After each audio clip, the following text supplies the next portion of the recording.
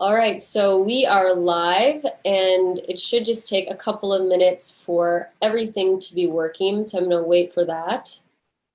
And then I'll start talking, even though it's probably already recording. All right. Perfect.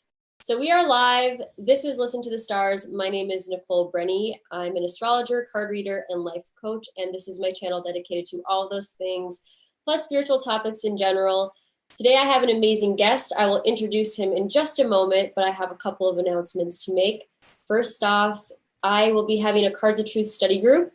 If you guys aren't familiar with the Cards of Truth, you can go onto my channel and watch my playlist called The Cards of Truth, which has all the information about that. Essentially, it's a way of reading playing cards so you can predict the future and you can kind of read them like an astrology chart. So you can check out the last video I uploaded all about my Cards of Truth study group and join me. And David is here, the Leo King. Woo, I'm super excited to be here with you. And I was just going to tell you, so today is a 7 of Clubs day. And that is my teacher, Ernst Wilhelm's birthday. So happy birthday, Ernst. He's probably not watching. He's probably enjoying his time with his family. But the 7 of Clubs is like the falling tower. And I wanted to tell you this because we talk about the Cards of Truth a lot. I was trying to think, like, right before this started, I was trying to think, oh, you know, what are some like really practical things that the 7 of Clubs could be?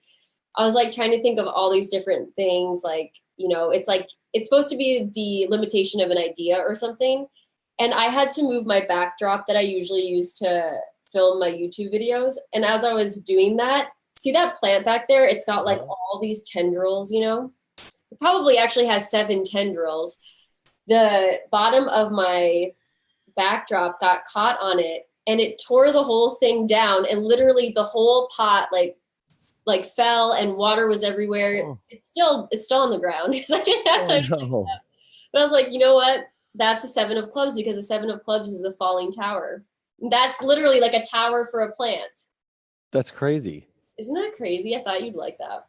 Well, in my life, I'm going jet ski race. I race jet skis for, you know, it was one of the things I do. And this weekend's a big race. So behind here is my whole jet ski shop. And right now, one of my jet skis is all apart. And today we were putting the pump on and putting the propeller in there, or the prop, and it fell and the whole thing fell everywhere. And I was just like, oh, whatever. We got so much to do today. And I just kind of like, I'll get back to that later.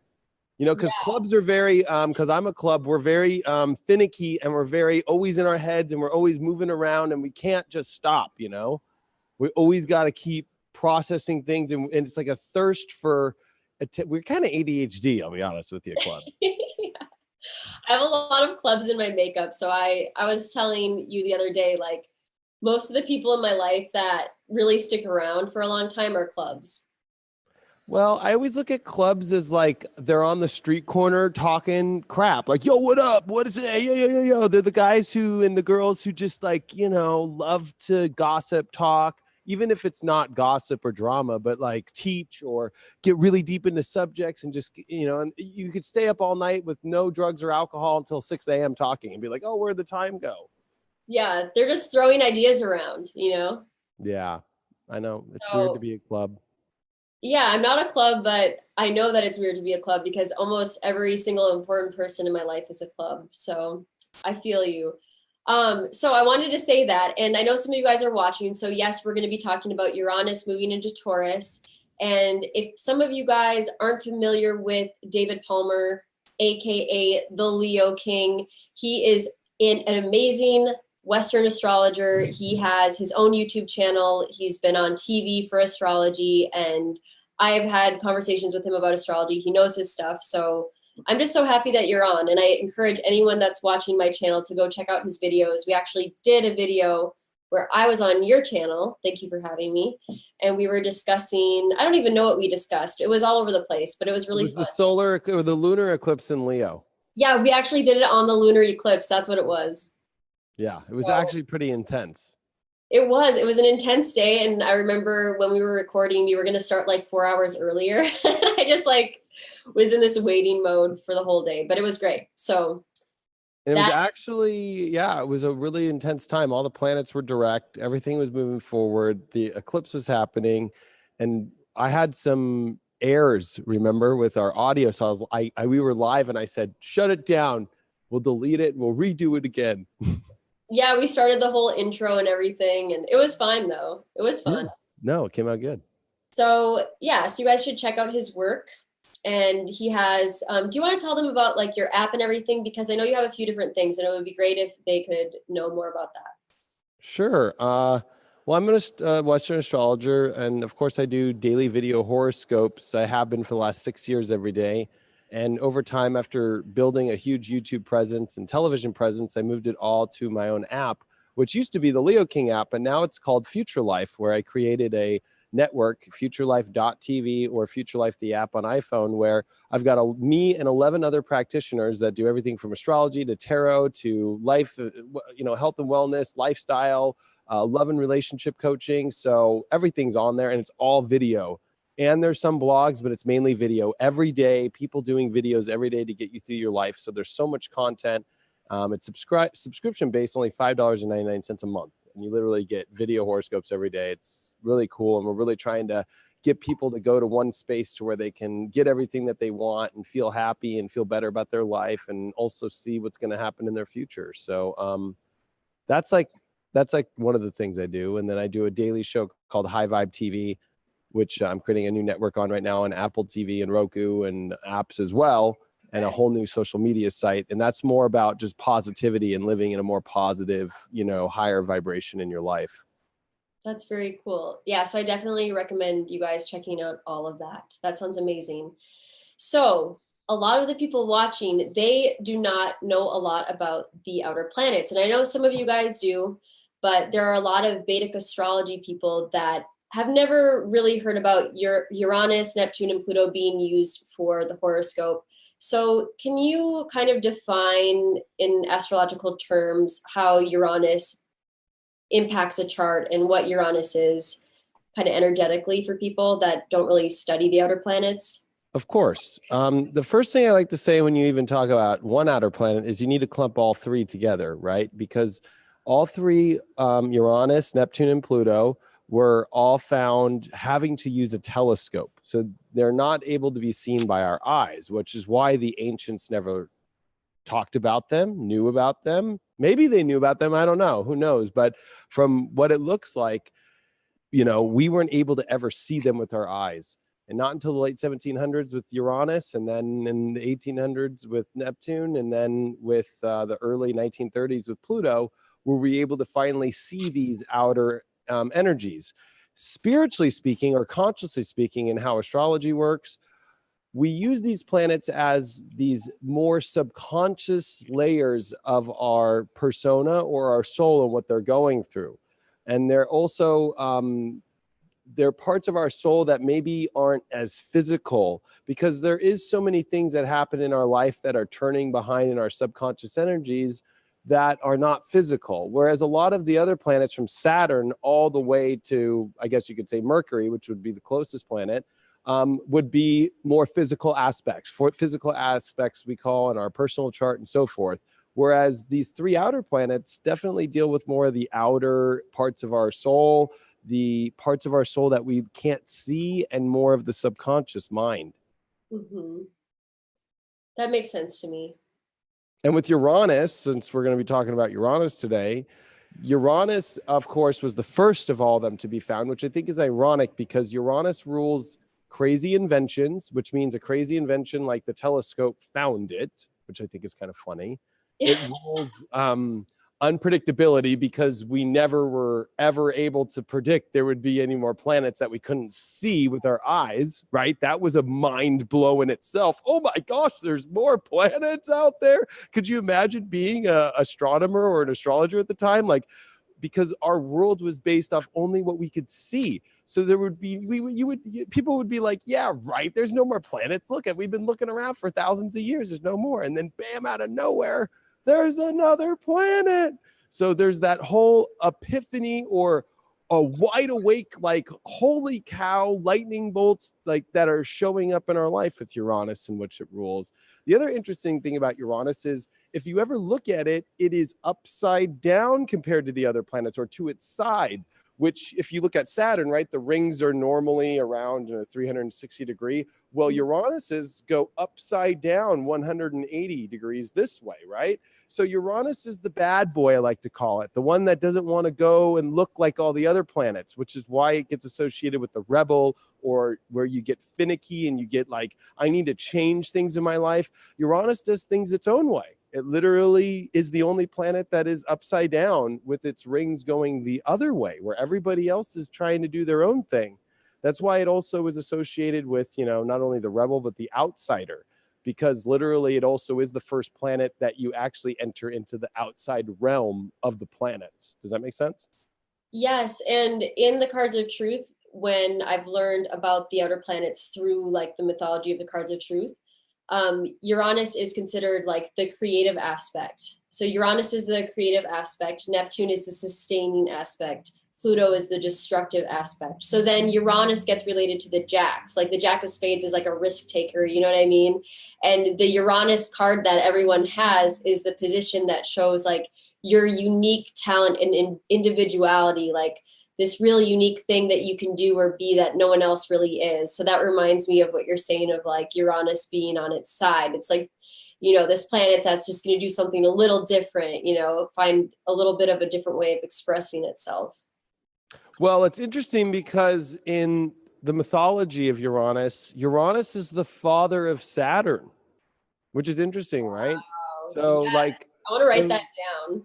So Uranus is the ruler of the heavens and the ruler of the skies, which means that, the weird thing about Uranus is it rules it rules the heavens. It rules things that in which you have to reach to a higher mark, where Saturn is the ruler of the reality below. Okay. So that's why Saturn and its rings rule reality. That's why Saturn is so powerful in astrology physically, in our Saturn return when it happens. And, not only when we have any Saturn aspects, it's very physical in our world. But when Uranus transits happened, we have to leave the physical. We have to actually leave what we've been doing physically and do something higher. It's almost like being elevated to a higher level, right? Because Saturn has some positives, but Saturn needs his own children, for God's sake, right? Saturn needs his own kid, Kronos. So Uranus is opposite of that, right? It's all about humanity. Uranus is also the ruler of humanity and how interconnectiveness comes together, where Saturn is more boundaries and what I get and you don't get and where the lines are in life, right? Because if you also look at Saturn, it's like a saw blade in space, zing, whereas Uranus is much more of a, I'm upside down, I'm kind of doing it differently, and it's time to maybe look in a different direction in our life, where Saturn gets so stuck in this is the way, this is the rules, this is the plan, right? Very Capricornian, like this is it. I'm not going to change. I'm going to hold on till the end of my rope. But then when you get over to Uranus goes, no, let's go look this way. And having that father-son relationship, it's really interesting because Uranus comes from a higher state. It doesn't need to be in control of things. It would rather have things, I guess you could say, out of control, to be able to be free, to do free will, where Saturn is not based on free will, but more destiny, more defined, more fated, and needs to go down this road. Whereas Uranus is like where we break free of our chains, where we break free of our molds, where we have a mohawk, where we let go of that crazy situation that's been holding us down for so long. Yeah, Saturn's like karma. Yeah, and Uranus is technically, I would say, the planet of free will, but it's weird that it forces free will upon you. Or maybe it's an interesting thing because Uranus, if we were to look at the human body, is the ruler of Aquarius in Western or more modern astronomy and astrology. Sorry. So the thing is that the ruler of the body of Uranus is like the parts that move weird, like the wrists and more importantly, the ankles, because they move in a weird direction, right? Yeah. So the thing about it is with Uranus, it always is taking your eyes and your life to a different direction that maybe you weren't looking at before. Well, yeah, it's really interesting you say that because when Uranus was hitting my ascendant, that's when so many huge life changes came for me. And actually, do you guys in Western astrology consider Uranus to be a planet of astrology? That's a lot of astrologers do. Yes. Yeah, They that's what consider that's the planet of astrology because it's connecting so many things at once together and finding a way to bring them together. Also from an alien or higher realm, which is why Uranus rules the higher realms. right, because when Uranus was like exactly like to the degree on my ascendant point, that's when like I literally picked up an astrology book, and I had been like casually studying astrology for years, but that's when I like picked up a book and then never set the book down pretty much for like 6 months. It was like that was the moment when it was like, okay, you're going to be an astrologer. Sorry. I know you wanted to be a musician and you wanted to do all these other things, but now no, you're going to be an astrologer. There's no other way. And then I started making a series of crazy life decisions to follow that path. So Uranus is like life is just different now. Sorry. That's exactly what it is, which it kind of presents you with this new road where I kind of look at it. So Saturn is kind of the train tracks in our life, right? But Uranus is that where the train tracks change to a new direction. Because, Yes. because even though I think we like to think we have free will, I'm still more on the fate destiny train since I am an astrologer and I do see like, I mean, it's too crazy. Like no matter how much free will I think we have, it's too ironic. Like the transits of Uranus hitting your ascendant and you're going to pick up astrology. Like, so there's weird things to me where I'm still on the fate train more than I am the free will train. But I think it's Uranus moments that bring us to that, oh, we did change course and it brought us to a whole nother course and it's exciting to us and it feels like we made this conscious aware decision when maybe it's just the radical change in the tracks, but who knows? So it is a wild planet. And I'm wondering too, do you feel like that Uranus rules over things like the internet and other inventions? Like, can it rule over any kind of technology in the sense that it does rule over interesting inventions? Yeah, well, what it would rule over is, of course, interesting inventions, but especially electricity. Yeah.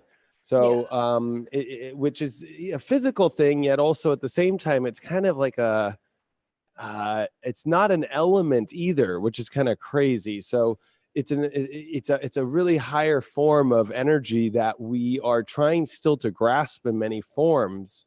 And that's why Uranus kind of always brings us into this mad scientist room where anything that deals with that. And of course, yes, with the internet, because it's connecting people, computers, because of the electronic boards and kind of the, not that it's the brain, but it's that it's unique forms of energy that come together to create a conscious self. That's Yes. why Uranus is also the ruler of aliens because it's unknown and out of nowhere, and other beings that have a consciousness too.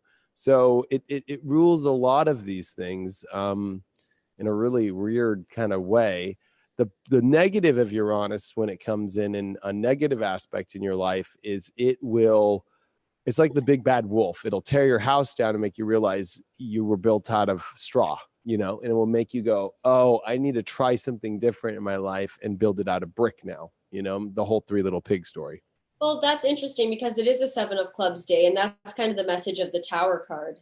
And it's interesting because the Tower card also has like this like lightning bolt that's striking it down, and the message with that is, if your foundation is weak, then it's time to rebuild. That structure will fall down. Yeah, well, like with like destruction of Pluto, or let's say Mars in traditional astrology, right? So it's like that's more of like the whole Three Little Pigs town is being destroyed. Yeah. Uranus is like, I'm getting rid of your straw house, but I'm gonna let you figure out how to stay here. Just build a brick house. Like, be smarter about it and stay here. I'm not gonna destroy you all the way. I'm gonna make you better at what you do. Yes. That's what it's gonna do. Like, I'm not gonna destroy it all and like bring No. the crazy people around and we'll cut off your throat or something. Like it could feel like with the Warriors, right? Like Mars is the warrior showing up and messing with the Three Little Pigs. I was going to say Uranus also does kind of rule crazy energy, but you would think it would rule psychotic people, which it doesn't. That's Neptune. Neptune rules psychotic or mental derangement and so forth. Very interesting. So that all makes sense to me. And with the traditional sign rulership for Western astrology, Uranus rules Aquarius then? Yeah, it rules Aquarius, because Aquarius was always, of course, ruled by Saturn, right? Yes. And it's interesting because in traditional astrology, there's always been a father to Saturn. So it was like, where would the father to Saturn be in astrology? Which would be Aquarius, which would be the one that gets out of the crazy control. Let me be really harsh, eat my own children. Uranus would be the space where there needs to be a place for humanity. And why do you think the water bearer is the water bearer? The water bearer walks forward and helps and wants to connect, but the water bearer is always moving forward, right? So when it pours the water, it goes, here's your water, and then moves to the next person. But if the old man goes, I need more water, Uranus is like, sorry, I already gave you water. I already gave you what you needed. You need to figure out what you do, how to get more water. I helped you. I have to help all the people in front of me. So there's this element of Uranus and, of course, with Aquarius, which is moving forward, keeping things moving, keeping things in a new space. And it's an air sign, which is very intellectual. And it's a fixed air sign, which means, what does a mad scientist do? Stay in a mad laboratory until the chemicals make the reaction of what it wants to do. It doesn't leave, right? Where like Gemini gets too bored, right? That air sign's a mutable air sign. And when you go over to Libra, it can't think that long enough, like it gets distracted by a partner and goes, oh, I'm going to go run over there and hold on, it's like, or it weighs out by judgments too much, where Uranus has no judgments.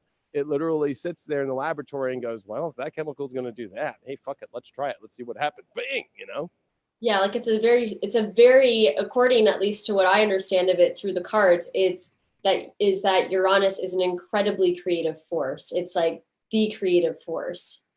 Yes, it's incredibly creative, but it also has its downfall of creation, to where you have to learn from Saturn beforehand to know what the boundaries are, because with Uranus, you can push through to crazy places and you can start mixing, experiments, but, eventually Uranus can also turn into experiments on people in the wrong ways, which is so funny to kind of lead into Uranus and Taurus. The last time Uranus had entered Taurus, which we're coming around with, was the beginning of the Nazi Germans starting to mess with people and doing human experiments on people. Okay, so do you believe that those experiments really happened? Because I remember, I don't want to get controversial on my channel. I feel like I'm always getting controversial. But I remember finding some document online, I think it was 6 or 7 years ago, that was listing all these experiments on twins and all this. I went through this period, I can't remember what transit it was, but I was I want to know about all the darkest things in the world. I don't want to be this ignorant person living in the United States that isn't aware of sex trafficking and Nazi Germany experimentation.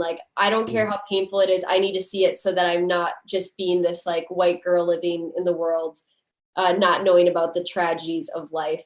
So I found this, Nazi Germany list of these experiments, but then someone told me that it was all fake. I was like, are you serious? Did this?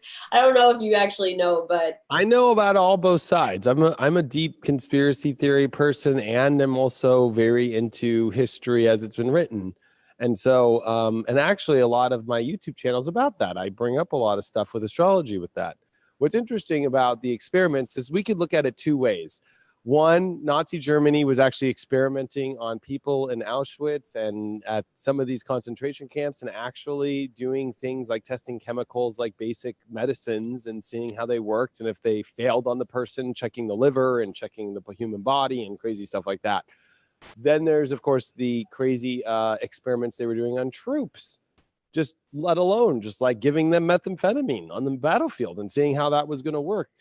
Uranus rules, really crazy experiments in the human aspect of them. Taurus, of course, though, is the ruler of course, money, but it goes deeper than that. It goes deeper into the physical aspects of creation itself. It's a Venus-ruled energy, and it is the creation of our self-worth. It is the creation of manufacturing. It is the creation of physical goods. It is the creation of all those things. So when you have Uranus and Taurus, you start to get everything from when monopoly started the last time Uranus enters Taurus, all the way to the second New Deal, which was Social Security and all these things in America. And then you get crazy currency things, which at the last time Uranus enters Taurus, which was in 1934, and then came back again in 1935, was the beginning of the war element that was starting to build throughout the world. And what was crazy about it was people especially started, the goods that were being made were what all the money was. It wasn't like, you know, we see today where you go shopping with your money and you buy this and you buy that. It was like commodities were everything, you know, war goods, like, you know, pots and pans were worth more than gold showers, you know, that, you know, it was a really weird time with what physical goods and what things are going to be made. It was a very experimental time with different medicines, because at that time, Neptune was in Virgo. What I think is very ironic about this Uranus Taurus transit coming up is Neptune's in the opposite sign now of being in Pisces.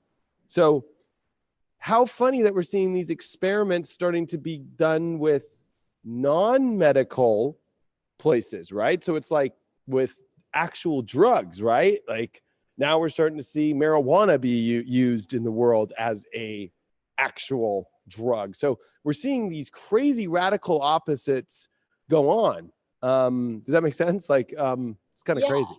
And like and also there's so much research now being done with like these alternative methods, like what is meditation doing for people and like this kind of thing. It's like there's so much more emphasis on the spiritual, I think. Yes, because Neptune is now in Pisces, and I know we're bringing another outer planet in, but I think it's very important because Uranus is going to be starting to make awesome aspects to Neptune through this transit, where the last time Uranus was in Taurus, it was making awesome transits to Neptune last time, but Neptune was in Virgo, which is definitely about medicines and, you know, how you deal with all that stuff.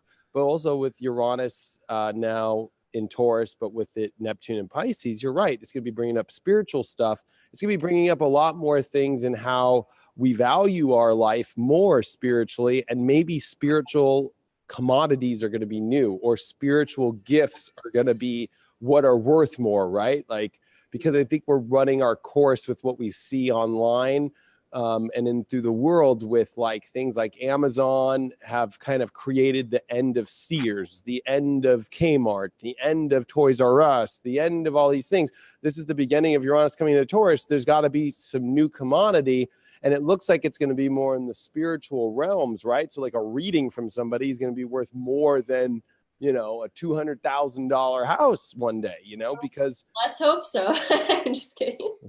But I really mean, like, there really is going to be these new doorways opening, because it's funny to me. Of course, we want to talk about money, because money is like the biggest thing that Taurus rules. I'm sure in Vedic astrology, Taurus rules money too, correct?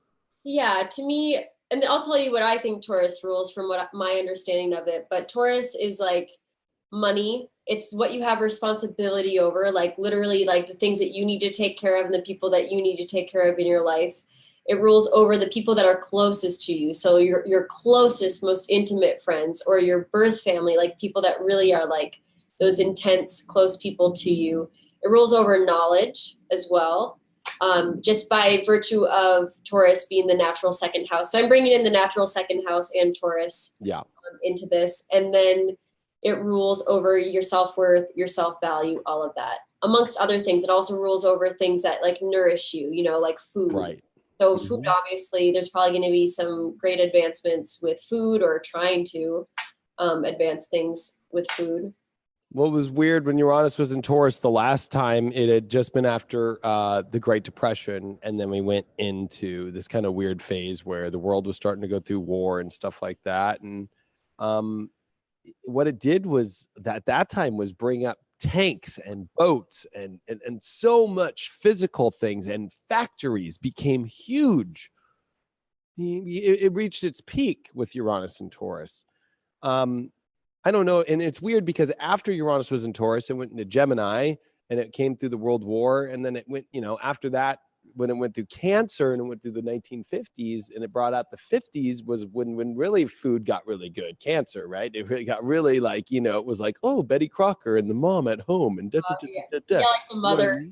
But like when Uranus was in Taurus, it was still like, it was a very weird place because what it does is it's starting to bring up what we value as humans to the surface. At that time, it was war, which became the ultimate thing. I'm not saying that's going to happen again, but history seems to repeat itself because I'm going to bring up a really crazy fact here. So if you're going to look at a planet, it doesn't matter which planet entering into a sign, it's important to also look at what always happens when that planet enters the sign after, right? To kind of help build the case for what's going to happen during this next transit. Well, every time Uranus has been in Gemini, which is coming up in 8 years after this transit, because, you know, Uranus transits are about 8 years through a sign, was the Revolutionary War, Civil War, World War II, all the biggest wars America's been in, Uranus and Gemini. That's every single one. Well, I was just going to mention too, Taurus has so much to do with security. Right. So it's like maybe when Uranus is in Taurus, it's like we just get obsessed with securing ourselves. And that's why in Gemini, something happens. You know, it's like, you know, you prepare yourself for some craziness. Or maybe everyone's always working with astrologers and they know. Well, it's weird that you bring that up because security in Taurus it wants to feel it physically. Like it needs to like see that money in the bank. Like, oh yeah, no. It needs to like have those guns in the safe. Oh, but the guns are in the safe. They're locked. Like, I know they're in there. You know, like invisible security, right? Like a wedding, you know, is more like Scorpio, right? Like it's like, oh yeah, we're married. I trust that we're together, right? I trust we're good. But you know, Taurus like needs to be like, no, I've got that paperwork that has that what do you call it? A prenup? I have that prenup. Yeah.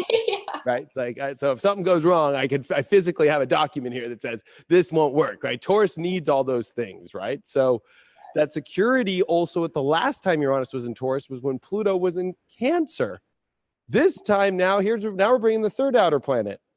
Pluto's now in the opposite sign in Capricorn, which is very rare because if you understand the way that the astronomy works, not the astrology, but so if you look at Pluto's orbit takes 248 years to come around the sun. But what's interesting is when Pluto comes by the sun, okay, it gets actually pretty close, not close like Earth or Jupiter or anybody, but it comes close. But when it goes past, it goes way far out by itself and then goes out into where nobody knows how to even reach there. And then it comes back around. So we just went through from Pluto in Cancer to Pluto in Capricorn over the last like century, the fastest turn of Pluto. Now for the rest of Pluto's transit that we'll be alive for, it will take a long time through each sign. Does that make sense? Like, so yes. Pluto can range from 12 years through a sign all the way to 16 through a sign. Now we're going through the 16-year transits of Pluto. Yeah, I have heard about that. So now we're in the opposite space where everybody's secure, even though some people try to use the whole excuse I'm not secure, even though they're like, they could go beg for some money and go get a hamburger for $1 at McDonald's. Like, I mean, it's like, come on, it's pretty secure around here. Where back then it was like, oh my gosh, my life is threatened. Like you just can't go out in the cold because you'll die. Like now it's like, oh, just walk into a Walmart and just lay down there and ask for some money and somebody will get you a jacket and you're fine. You know, back in the 1930s, it was not like that. It was like, oh my gosh, like, what are we going to do with you? How can we help you? Like, oh my gosh, you know, people were freaking out back then. We didn't have the medicines either. That's why they were experimenting with the medicines back then too. Like Hitler was injected with chopped up pieces of bull's, you know, balls, like, and was injected with that stuff. Like people were, and that was normal. Yeah. That's so weird. So now it's about Capricorn, which is this control structure, the structure of our world, our governments, but it goes deeper into the whole fabric of society and what we are how does society work? It's the inner, you know, I always look at Capricorn as like the inner workings of a clock, but it's also the inner workings of how the world is circulating and working. And with now Uranus entering Taurus and making awesome aspects to Capricorn, since Saturn's here for the next couple of years, making trines to Uranus, which is going to be in Taurus. So there's a lot of physical energy going on about how the world works. What's it look like? We're basically going to turn a whole new leaf in world government and how the structures of the world work, because that's where it's at. It's not so much Cancer, where, you know, there is no planets in Cancer. It really is not about that. And then the opposite, of course, is Jupiter is in Scorpio right now during Uranus's ingress. But Jupiter leaves Scorpio this year. Uranus goes back into Aries. And then in 2019, Uranus comes back into Taurus and Jupiter will be out of that. So really this Jupiter-Uranus thing is never going to be exact in these signs. And so they already had their opposition in Libra when Jupiter was in Libra, and it opposed Uranus and Aries. So the truth is like it's so much bigger about how much it's an influence on Capricorn and Taurus than it is the Scorpio element or a Cancer element or those kind of things. Those areas have been worked out by the universe with a lot of planets a lot, and the outer planets aren't hitting any of those signs in our lifetime again.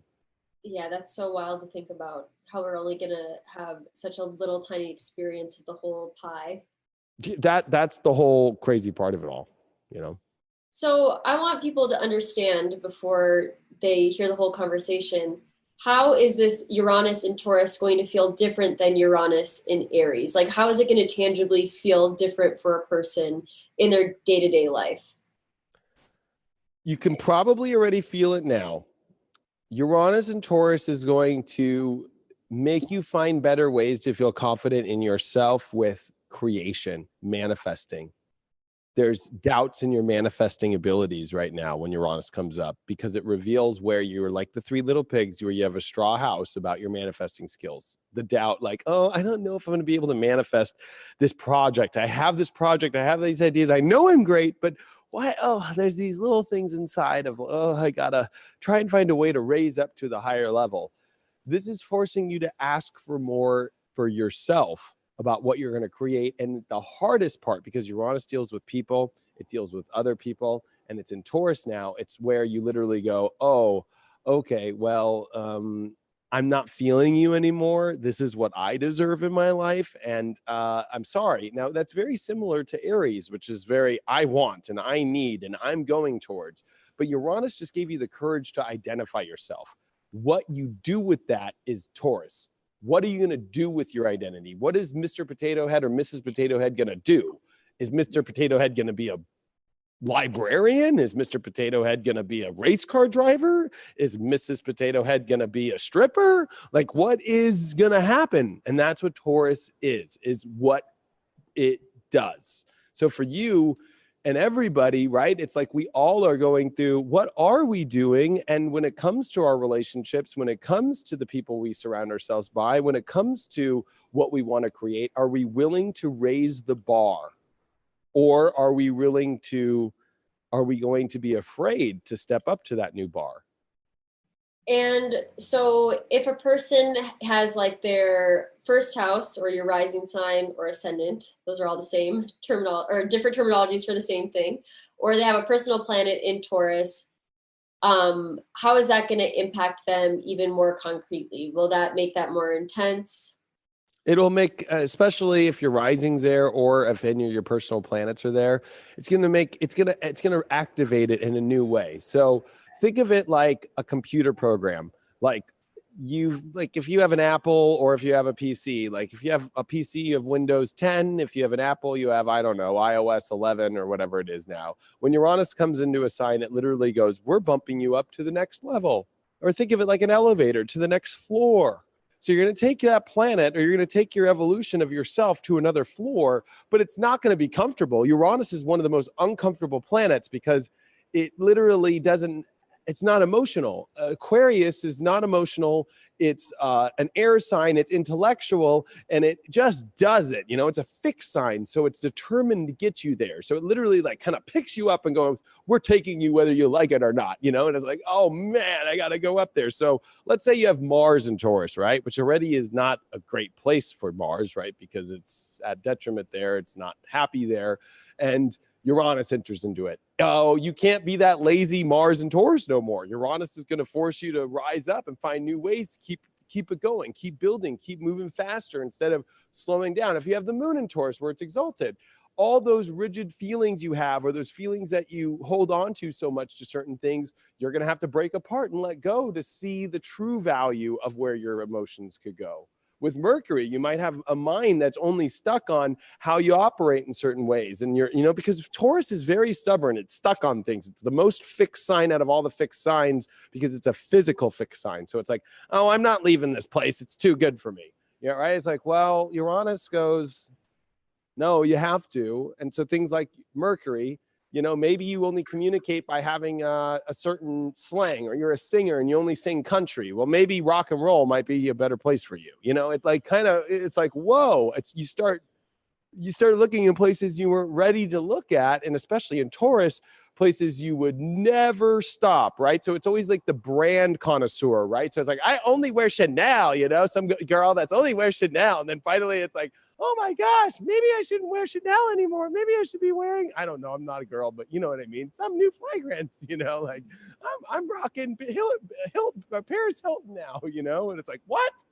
You know what I mean? Like, whoa, or as a guy, it's like, I only drive Chevys. And it's like, no, man, I'm driving Fords now. You know what I mean? Like, what the heck? Yeah, I mean, that makes sense. And it's funny that you brought up the singing thing because Taurus is the voice. Yeah. Mouth. So maybe the throat chakra. Yeah. Exactly. So it can really have a lot to do with maybe people's way of expressing will really change as well. And maybe there will be some kind of a technology about expression that comes up, or more voice recognition and things like that. I know that there have been a lot of people working on different voice recognition technologies, like to an advanced level. That's true. And that's been coming out through Siri, and on in Windows, they got Cortana. And we got AI as well, which would be interesting, but I think AI is more going to be Uranus Gemini. Gemini definitely rules, I think, more of the circuitry of things and the computer and the technology and stuff like that. Uranus and Gemini seems to be where more of that technology takes a huger and bigger leap. Mm-hmm. Whereas like it's a little primitive in Taurus, right? It's a little bit more like, here's the ship. Here's the tank, you know what I mean? But yeah. It doesn't matter if it has a computer in it, just as long as it's sludging bullets, Exactly. Well, I think this is a good time to take a break just to see what everyone's saying, if there's any questions. So if you guys have any direct questions about this transit or for David, you can type them. I know I have been ignoring all of you guys. So let's see. There's a lot of comments. Hello, everyone. We have Sonia and Michael. Those are some regulars. Welcome. Let's see if there's any good questions here. Do these subconscious planets affect us subconsciously as a collective or individually? So they're just kind of having a hard time figuring out if it really is an individual thing, because people consider them generational planets, right? Like you date someone your own age, you're both going to have the same Neptune placement, Well, to answer that question, I would say both. So let's start with the collective first. So the collective understanding until Pluto was found in the 1930s, right? It was like we kind of didn't know a lot about our world still. And after Pluto was found, we started digging really deep, right? We started going much deeper into our world. And what's interesting is we sent out a satellite in the 1970s called Voyager 1. And Voyager 1 is our only space thing to ever reach Pluto. And now it's going farther than Pluto. And do you think it's ironic that our consciousness is growing and growing and growing the more we find these planets? So the more we find things out in outer space, the more our understanding is of things. The collective also as well with these outer planets, you have to realize, like with Neptune per se, right? So it's like Neptune is going to bring up our spiritual evolution and how we deal with things spiritually, and also how we escape from this reality in big ways. So collectively, Neptune came into Pisces in 2011, and especially in 2012, where it stayed. And since then, we've been battling lots of different drug issues that have come up, and especially marijuana has become legal. And then on the other half, when it comes to spiritually, everybody and their brother now is talking about astrology and yoga and meditation and all these things. So it's like, I mean, come on, like it's pretty clear where when Neptune was in Aquarius, it was about the internet and spiritually connecting through technology. It was like an iPhone, right? The end of Neptune in Aquarius was literally like the iPhone. It was like the media it was the first time that we could have video on our phone from the internet and stuff like YouTube. You know, that was a big deal. And then once that passed, now it's more about, real spirituality and stuff. So on a collective, I would say it's extreme. On a personal level, you have to look at it in your chart kind of in your own way. Like when Pluto, Neptune, or Uranus moves into a new house in your life, that's going to be a huge shift point for you, because these transits seem to be with outer planets at the end or the beginning, at the cusps, the most intense. Okay. And also I would say too, like if you have these outer planets impacting your personal planets in your chart, then you're going to have like a more personal experience of them more so than other people. And I've noticed that people that are born with Pluto in their first house, they like really understand, or even like any of the outer planets, but they really have like this deeper understanding of that energy, or they're completely far away and lost with it. I've noticed like Pluto in the first house, people don't know who the hell they are most of the time. They just are searching. It's like a never ending drill down to the bottom of the center of the earth, looking for their identity and their purpose and why are they here and who are they? And so to me, Pluto is funny. It's like where you think you're the best because you're so connected and obsessed, but it also is the planet that's the farthest away. So you're also the farthest away from it. It's so ironic, it's like, it's tricky that way. I like that interpretation. That makes a lot of sense. Like, good example. Where's your Pluto? I never tell people my place. That's right. Yeah. Yes. But you can look afterwards. I know where your Pluto is, but I was just saying it to the audience. I forgot you don't do that. Yeah, one day I probably will, but I don't want to yet. I was going to say something else. One thing I've noticed, and you can tell me if you found this in other people's charts, but literally 100% of the time, whenever Neptune is conjunct someone's ascendant really close, they will have these spiritual experiences where they're very connected to like aliens, like extraterrestrial life forms. So I thought that was interesting that you were saying Uranus is related to aliens, because I've noticed that people with Neptune, like exactly like really close to their ascendant, or just like really strongly emphasized in their first house, they'll be like, they're the types of people that will be like, yeah, I'm pretty sure I'm from, I don't know, like list a planet that people say that they're from all the time. Sirius, or yeah, I'm from Sirius. Like I'm pretty sure I'm from Sirius. Pleiades or anywhere. But the reason why, especially with Neptune on the ascendant, is because Neptune on the ascendant makes you unfiltered. It makes you literally have an ultimate passage to the other worlds, because Neptune is our spiritual connection to our conscious and unconscious selves. It also is the doorway to other worlds, right? So Neptune is also the ruler of Pisces, which Pisces is the fish and the scales, right? So when you look at fish, there is no hard body. There is no, it's all flexible. So when you have Neptune on the rising, which is a very strong Aries ruled spot, well, it weakens that identity. It weakens your ego, and it allows you to start to see the colors and the unique vibrations of the universe wherever those might be. Yeah, they usually like channel. They'll be like, I channel aliens from Sirius, Or if Neptune's in the 12th, they're completely the opposite of that. Like, no, I don't know what you're talking about. What's up with these aliens and spirituality and stuff? They're in the unconscious space completely. Yeah, no, Neptune in the first is so different. And I actually really love people with Neptune conjunct the ascendant, because it's like you just merge with them, it's like, and I probably have aspects in my chart too, but it's like there's this expansiveness and like compassion. It's really a wonderful place. Or people think they're psychotic when they're not, but maybe they are too. That's the weird part. Neptune in the 12th is the home of Neptune. So it brings the ultra spiritual / also the ultra psychotic. Which one is it? It's a battle to know which one it is. They're probably not even aware of it themselves. So let's see.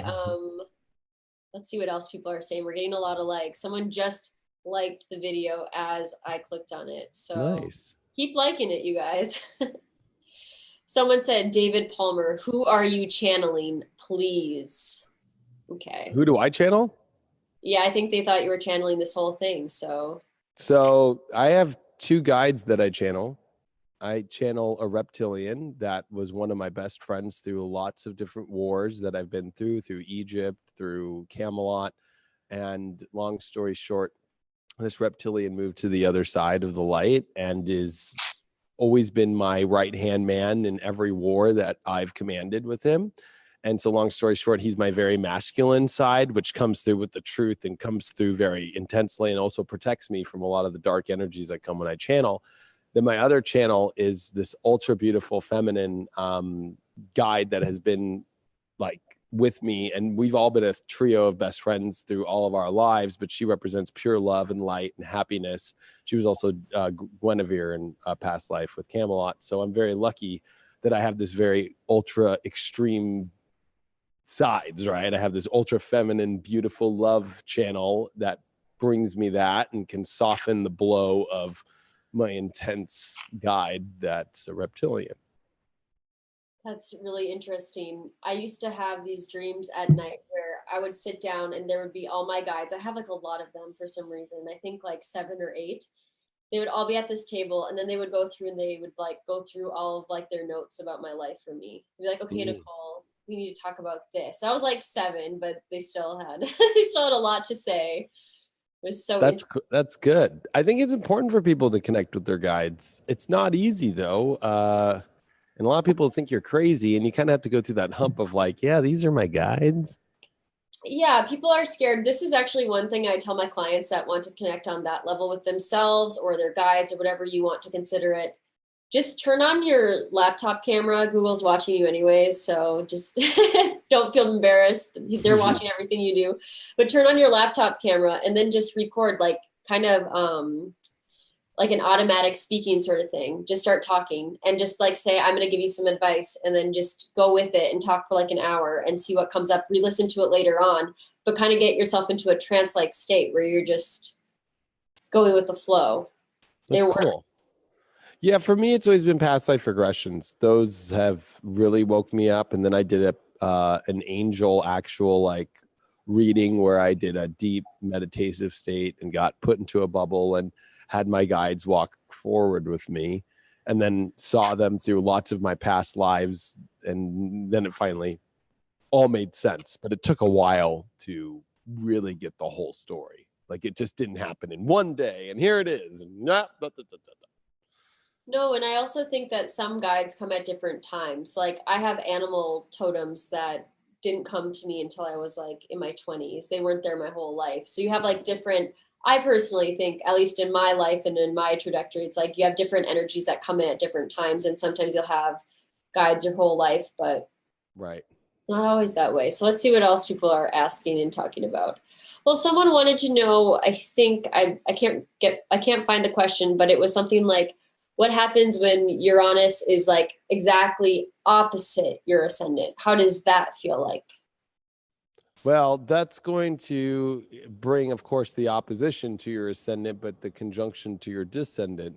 What that one's going to do is bring up a lot of things inside of yourself, which you're going to have some sort of conflict where probably some sort of union or partnerships in your life are requiring your ego to change. So it's almost like, maybe it could be something difficult, like, your husband or wife or your partner and business partner is going in this direction and you have to go with them, but you're not willing to change and you're having to change, right? So it's like maybe they're going to move into a new retirement home and you're not ready. And you're like, oh, I don't, I'm not ready to do that. I want my garage and I want my this and I want that. But it's like, we know we need to go, it's like our kids can't watch us. Like we need this, like you're peeing in a bag. Like it's not good. Like we need to go. And so Uranus opposite your ego is going to be ego conflicts, and you're not willing to let go of your ego and what you want and how you want to see life with raising to a better and a higher place, right? It's like, oh, here's a better place, but I don't want to go. Okay. And usually it'll be some sort of relationship that's actually going to help you there, that's going to take you higher, but you're like, oh, but I don't want to. Okay. That makes sense to me. A lot of people think it's like crazy, unpredictable relationship things that are going to happen. Usually it's the opposite. Usually it's your own ego. And if there is crazy relationship stuff, it's because of yourself. Because it's the opposition to you, your first. Yeah. That makes sense. Where it's when Uranus comes in your ascendant and opposes your descendant, usually it's fucking crazy people that you're with, or people that aren't really on your level, that aren't at where you really want to be in your life. You're like, kind of, Yeah. When Uranus is on your ascendant. Yeah, because it's going to oppose that. And it's like, oh man, like these people need to raise to where I'm ready to go in my life. And but I'm raising here. Can they raise with me?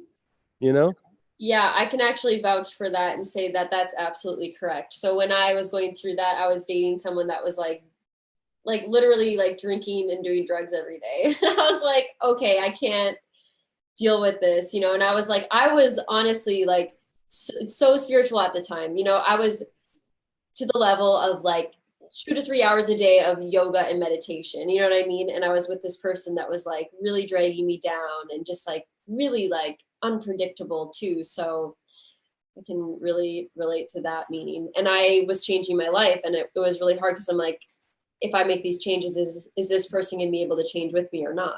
Right. So I totally know that feeling. Someone wants to know, if someone is Taurus, can it affect them to move to another state?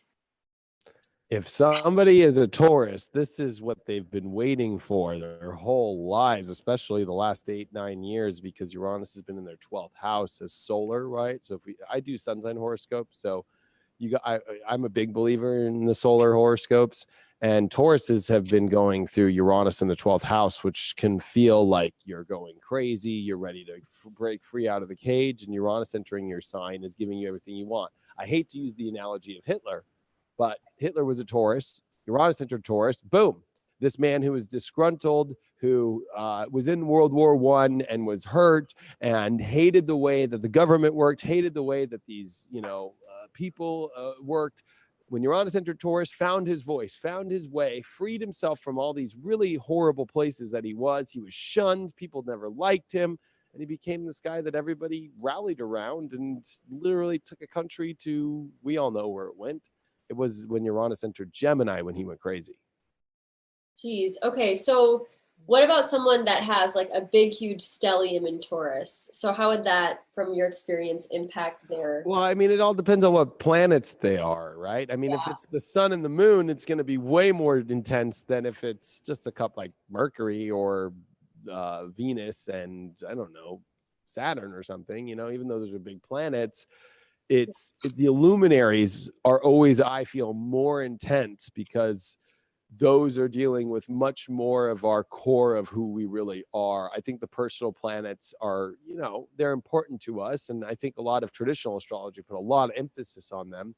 But I have always believed that the luminaries, the sun and the moon, are way more impactful in changing how your reality is, your life is, and how you are changing as a soul forever. So it's like everything changing, everything being shaken up. And so sun and moon's Taurus are going to go through the biggest transit with this Uranus aspect, because especially with the moon being exalted in Taurus, it's changing the way that the feelings are of the person forever and how they go about their life and what they attach to emotionally, because the moon is an attachment aspect. So these attachments we have as moon, and I'm a moon in Taurus. So, I'm like I'm not freaking out, but I'm like, I know, oh crap, this is going to change the way I feel about things forever. And I've been waiting for that because I've kind of felt emotionally numb a little bit in a weird way, as it's been going through Aries in the 12th. So it's going to be interesting to see what it does. Yes, it will truly be that way. And just because you're here, something that I've been looking at and trying to hear other people's opinions on is we have Saturn. I know this isn't related to Uranus and Taurus, but it is somewhat, of course. But we have Saturn in Capricorn, and we are going to be having K2 there, or the South Node, and then we're going to be having Pluto's already there. Like, it's going to be all this buildup in Capricorn at a certain point. And I wish I would have written down the date. But what do you predict, or what do you expect during all of that? Like the South Node, Pluto, Saturn, and then at a certain time, Jupiter. Yeah. Like, what do you feel? So I've done all the research. The last time that Jupiter, Pluto, and Saturn, besides having K2 there, okay, just erase that for a second. But the last time that any of those three came together was in 1282. Okay.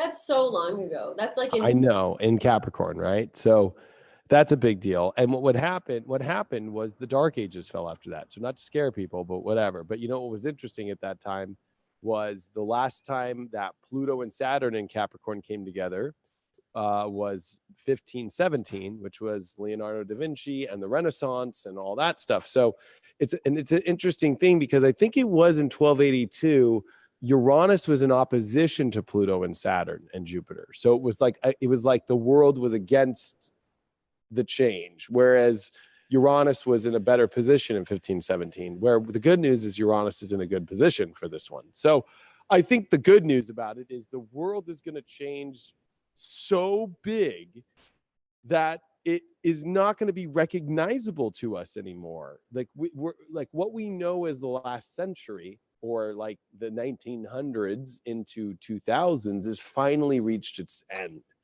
So whatever the 2000s are really supposed to be like are going to be the marker point from 2019 and 20 as Pluto and Saturn conjunct to reset. Pluto and Saturn is pushing the reset button on your computer, like not even pushing shut down, sleep, or anything, just holding it down until it stops and then pushing it again. You know what I mean? And with the South Node there, that is like, you know, unplugging it, you know, like, and it makes it even more intense. And then the eclipses are going to be there, which is going to make it even more intense, which is Capricorn, the restructuring.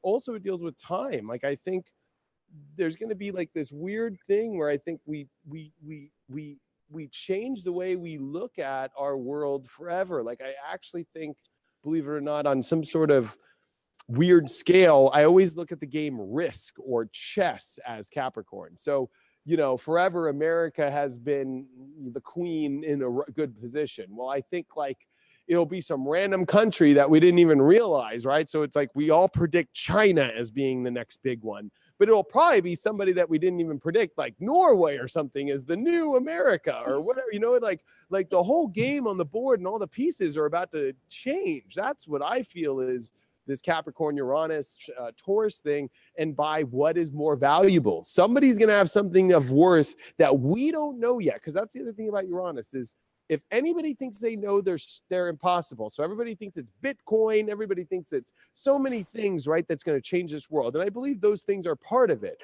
But it'll be something so unique and so unpredictable. You know, one day it's going to be some lady in her house with a bunch of old cat, you know, cans. That's worth it. Now I'm using a joke, but you know, it's like something that is of value so differently is going to change the commodities and change the value and change the structures of our whole world. Right now, the whole world is based off the American dollar and oil, and based off the price of barrel per oil. That's how the whole world currency is based off of. That's going to change, I believe, in these next couple of years. Well, that reminds me of, what is that show called? Is it called The Handmaiden's Tale?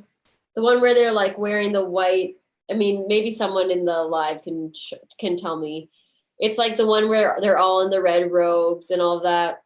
I think it's called The Handmaiden's Tale, something like that. Anyways, it's this whole show that's based off of like the currency being people that can have children because everyone loses their ability to have children.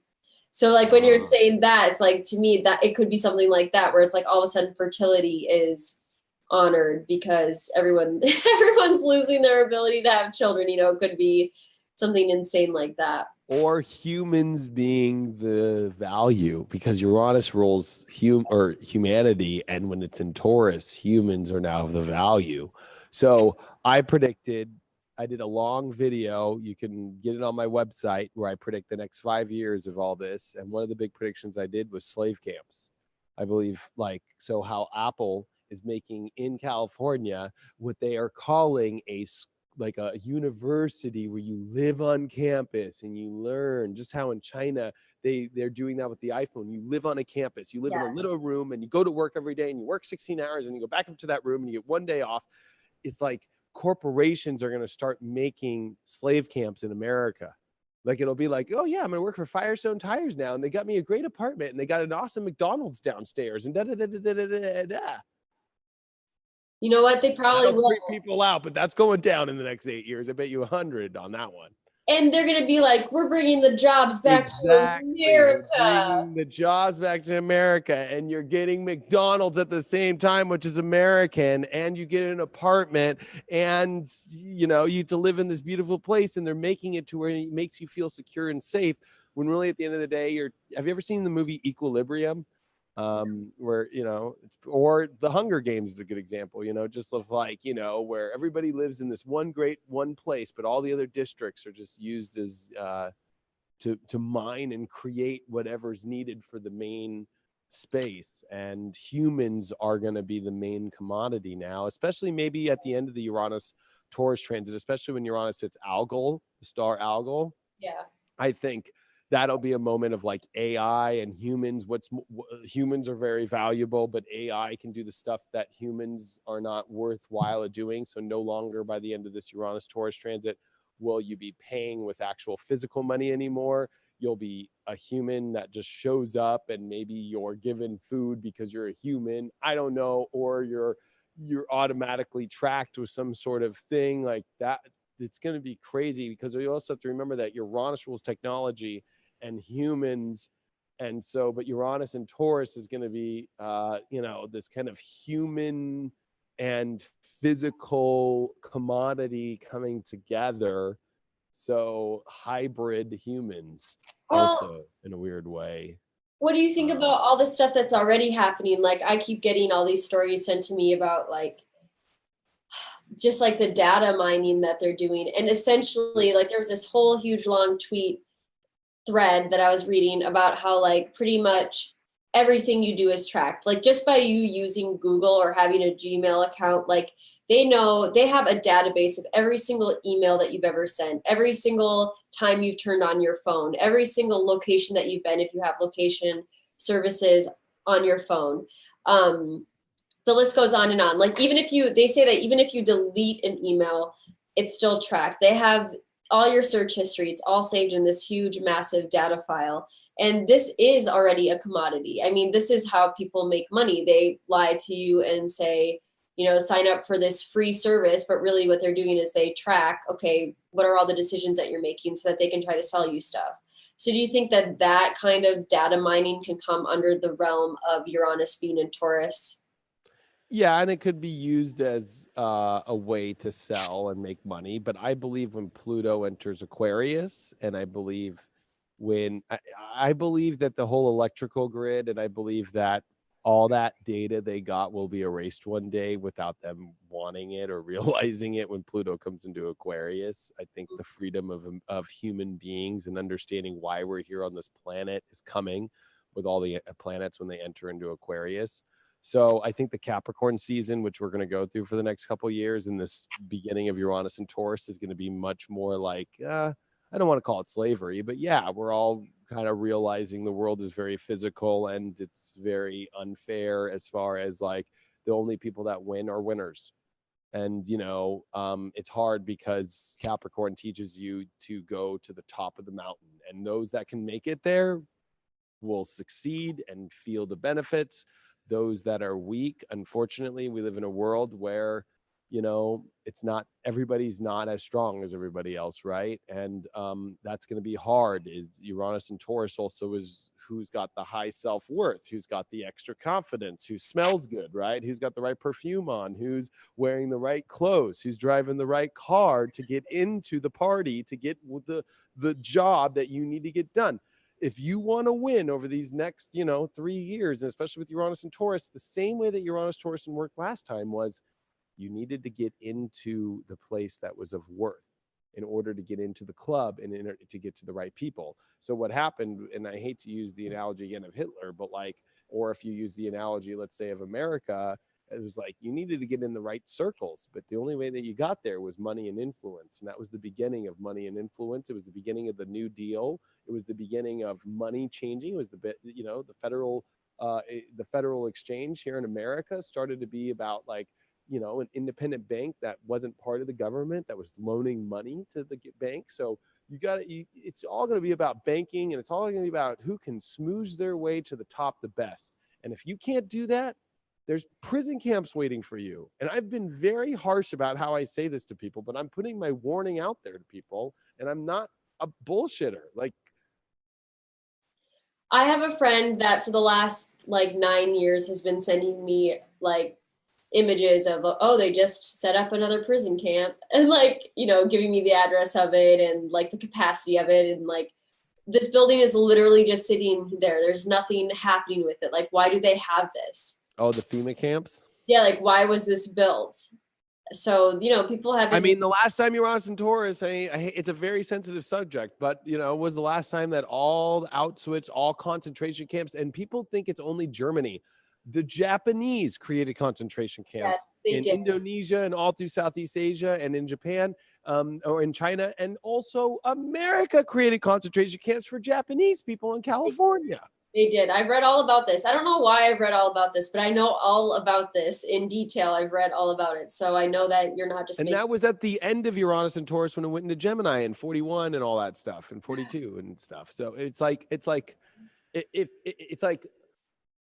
as astrologers, we can only help people look at it and say, listen, camps are coming, whether you like it or not, whether they've got, like I said, McDonald's written all over it, and they look pretty, and they give you a dorm room because of Wi-Fi, free Wi-Fi. Exactly. That's exactly what they're doing to people in their brains right now, is they're making people feel like, God, it's just so hard for me to do it on my own. And then what they're going to do is go, gosh, look at what we can do for you. And we'll give you all these things that will make your life to where you don't have to worry, and you're good, and you get a couple days off every couple weeks. It's like, oh man, there's going to be so many people with their value and not wanting to smooth their way or get to the top. Did you ever see the movie Schindler's List, which was actually an Oscar-winning, amazing movie by Steven Spielberg, which was all about Schindler and how he was this poor dude. He got a couple of the Jews that were in the concentration camp to use some of their money, to loan the money, to get him to build the factory where he put all them in there to work. So he scratched their back to build pots and pans, where he went, and Schindler scratched all those generals' backs to be able to build pots and pans for the army, where he became rich but saved all the Jews from dying. That's Uranus and Taurus.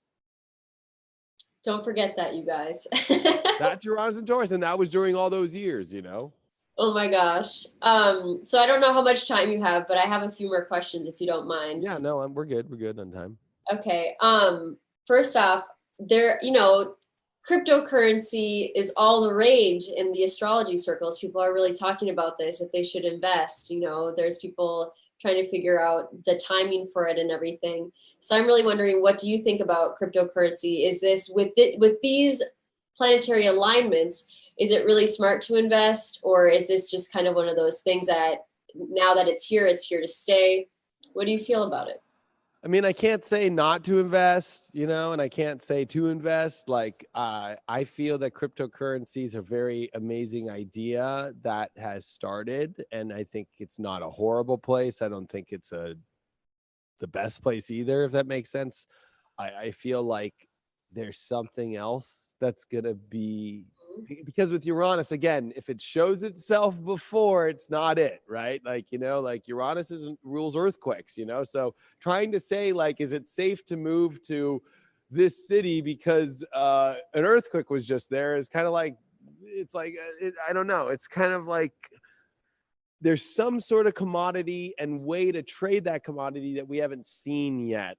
Okay. And cryptocurrency is a great way of doing it peer to peer without having a centralized banking system, which I think is a great Uranian thing.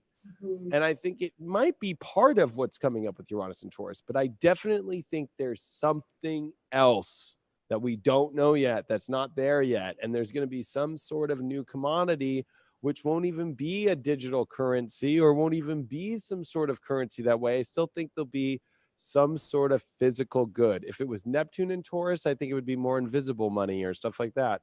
I mean, of course, Uranus, everybody thinks digital currency, right? Okay, sure. But I still think there's going to be some sort of physical, and maybe it's the black market, you know? Well, now I'm also wondering about how do you feel about this, like Uranus going back into Aries and then moving back into Taurus? What naturally happens when an outer planet like that switches back between signs? Well, usually the first pass is not as strong because Okay. it knows it's coming in for a second and going back. So a good example is I did a retreat in Sedona once, and before I did it, I went to the hotel. I checked it out, made sure it was the right hotel to do the retreat, and then I went home. And then I set the dates, went back, and then I did the retreat. Make sense? So Yep. the first time I went there was cool. I examined it, I felt it, but when I did the retreat, it was really intense. You know, I was there, we felt everything. I got the whole feel for the whole spiel. So you know, when Uranus goes into Taurus for a sec, what it's going to do is start bringing up it's going to upheave a lot of things with money. It's going to upheave a lot of our sensitivities with, oh, can I make money? Can I create? And especially with Jupiter in retrograde right now in Scorpio, it's going to be like, oh my gosh, is there enough? Do I have enough in my life? Oh my God, I need to do something. I need to figure something out. I need to sell something. I need to create something. I need to start another business. I need to do something. I need more. Because both Taurus and Scorpio need more.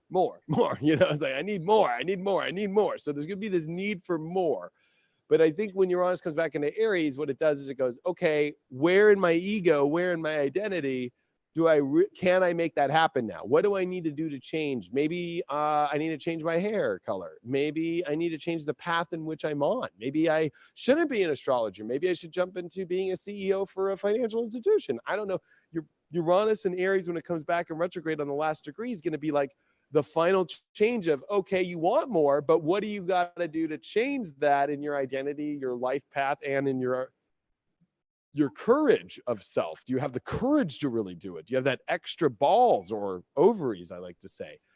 And I wanted to bring this up, and I know we're jumping back to what the currency thing could be.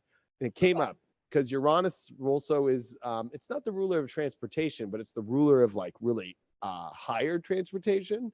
It could be, you know, like new transportation and new ways of transporting that's really worth money, right? Like there could be more money in like being able to take an underground train across America and the building of that or stuff like that. It's crazy. You know, who knows? It's going to be wild.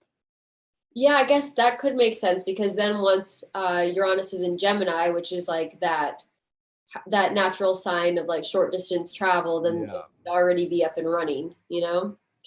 Yeah, and it was, I think, at the end of Uranus and Gemini where the jet engine came into play.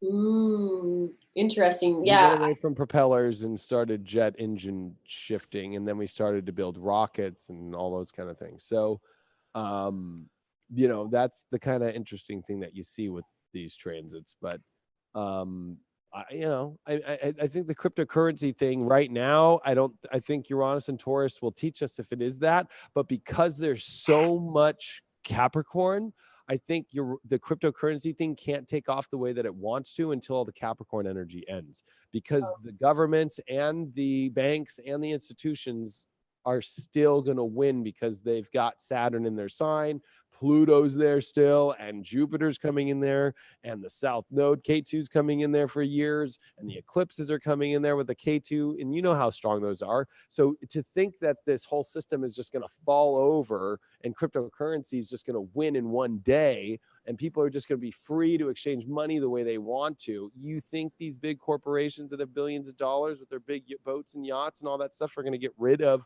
the American dollar or get rid of the euro? I actually think that before the American dollar falls, I think the euro is falling. If you've ever done the chart of the euro, it was one of the worst days ever done. It was in 1993. There was a lot of weird Scorpio energy. It was a Scorpio. I think it had Venus retrograde, Mercury retrograde. It was really bad. The euro is the one that I think is going to fall. And I think it's independent countries in Europe that are going to want to go back to independence and create their own independent currencies again, because they have some sort of commodity that the European Union doesn't give them credit for. I think that, just like Brexit, I think you're going to see Brexit happen with Europe, with England. You're going to see the other countries follow, and the whole European Union is going to be the first thing that dismantles. And I also think international trade agreements like NAFTA or things those are going to be more of what I think that you see before cryptocurrency becomes this big deal. That makes sense. I mean, that logically makes sense. And do you think that during this Uranus in Taurus, what do you think that's going to do for real estate? Well, how funny. So when Uranus came into Taurus, monopoly was made, which gave the normal people the idea of playing around with property, right? Where nobody was doing that before. There was no property show on fucking H&N or what, TV or HGTV, where they were just flipping houses like crazy and stuff like that, So I think for property, I think you're going to notice there's going to be some sort of new technological advance in properties that are going to be higher up, right? So it's so funny. If you go try and buy a car now that doesn't have a navigation or DVD or, navigation, or it doesn't have a phone that you can hook up into or Bluetooth, it's like worthless now. It's worthless. It's like that car's not worth shit unless it's a classic car, It's like worthless. It's like a 2011 car now ain't worth shit because it doesn't have navigation or nothing. It's not worth crap. I used to sell cars, so I know all about this. I think with homes, you're going to notice, this home hasn't been updated with all these new aspects and all these new things, and it's not worth shit. Yeah. But it's actually, there's this one movie on Netflix. I watched it. I don't remember what it's called, but basically this guy has a smart house where he just says make the temperature 72 degrees and it does it. And it's really smart and secure, but he hires this guy into his company, and this guy learns how to hack into the house when he's really angry with him, and he turns the house against him. So that's so funny. Yeah. Well, the other thing that's coming out is sex robots. I don't know if you've seen the article about that. They've been around for a long time, but now they're gonna cook and stuff like that is what they want to do. Like cook dinner. Yeah, or act the role of a domestic housewife and stuff like that. I heard about some sex robot that you can make it have whatever face of whoever you want to. Oh, which that's crazy. Scary to me. That's creepy. But there was the thing about how the negative thing of these sex robots are going to be that people could hack into the robot and then have it turn against you and kill you. It's not to be afraid of AI. So people are like, oh, AI is going to kill you. AI is going to kill you. The scariest thing is if they can hack right now into the banks and stuff, they're going to be able to hack into your robot in your house and have it put a virus in it to make it turn into craziness or blow up or do whatever, Yeah. Well, what's that one? There's a popular movie where they do have the sex robots essentially, or slaves that look like humans. Oh, well, they just had the remake of with what's his name in it? Blade Runner 2. Yeah, that was good. It was really good. I like that one a lot. Or there was Total Recall, which had robots driving around. Hello. But I don't know. Total Recall, though, I thought was cooler that you could kind of implant yourself into another reality that you wanted to and live it out, and then wake up from it. Yeah, I'm trying to think of the name of that. Sorry, I got distracted. I was reading everyone's comments. Then we were talking about sex robots, and someone asked me if I'm going to still make that video about spirituality and sexuality that I talked about at some point. And yes, I will. And I was thinking about that, but I kind of think I wanted to ask your opinion about this. So from what you know about the cards of truth, do you think that the 7 of clubs being the falling tower could be a card that represents an orgasm?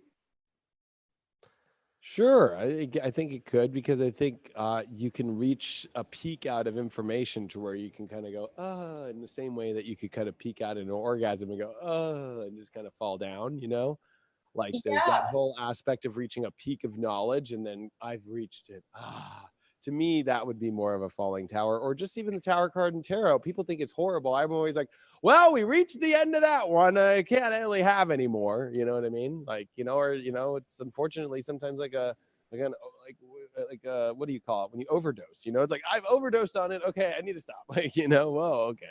Yeah, or like, the French call it the little death. Yeah, And little death. Yeah. like the red sevens are like the death cards. But I was just thinking with the black sevens, it's like I know you have a different like a numerological system for the planets and the numbers, but I always associate seven with Saturn, and Saturn is contraction, and that's like the contraction necessary physically for an orgasm. So I don't know. I was thinking about it. I'm going to ask a few other people to try to figure out, what do you think is the card of the 52 cards that represents an orgasm. So if you guys have any ideas.